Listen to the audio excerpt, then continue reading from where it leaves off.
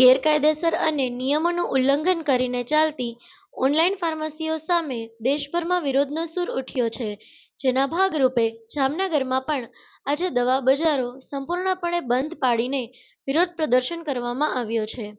એઆઈસીડીએફ all India chemist and druggist federation દ્વારા આપવામાં આવેલા બંધના એલાનને જામનગરમાં વ્યાપક સમર્થન મળ્યું છે. જામનગર જિલ્લાના 800થી વધુ હોલસેલ અને રિટેલ દવાના વેપારીઓ આ બંધમાં જોડાયા છે અને પોતાની દુકાનો સજ્જડ બંધ રાખી છે.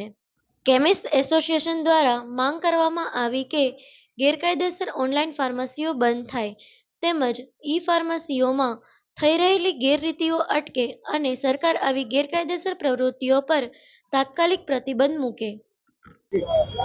મારું નામ Hiren Sangani, Jamnagar chemist and druggist એસોસિએશનના પ્રેસિડેન્ટ તરીકે સેવા આપું છું.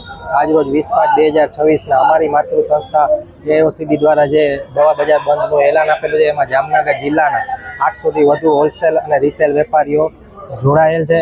સરકારને અમારી ડિમાન્ડ છે કે ઓનલાઈન ફાર્મસીમાં જે રીતે ગેરરીતિ થઈ રહી છે અને ગેરકાયદેસર ચાલતી ઓનલાઈન ફાર્મસીઓ સરકાર બંધ કરાવે અને જે અમારું સરકારે જે કાંઈ માર્જિન નક્કી કરેલું છે હોલસેલ રિટેલમાં, માર્જિન કરતાં પણ ઊંચા ડિસ્કાઉન્ટમાં પેશન્ટને આકર્ષવા માટે જે કાંઈ પણ ઓનલાઈન ફાર્મસીમાંથી મળે છે અને એમના લીધે ડુપ્લિકેટ દવાઓ, સ્પુરિયસ દવાઓનું વેચાણ વધારે થવાની પૂરેપૂરી શક્યતાઓ રહેલી છે.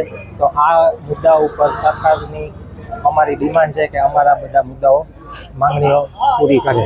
અને આજરોજ અમે કલેક્ટરને આવેદન આપવા જવાના છીએ, જામનગર કલેક્ટર સાહેબને, અને અમારી ડિમાન્ડ છે કે ભાઈ આ અમારા જે મુદ્દા છે એ બધા ફૂલફિલ કરે, ડિમાન્ડ પૂરી કરે.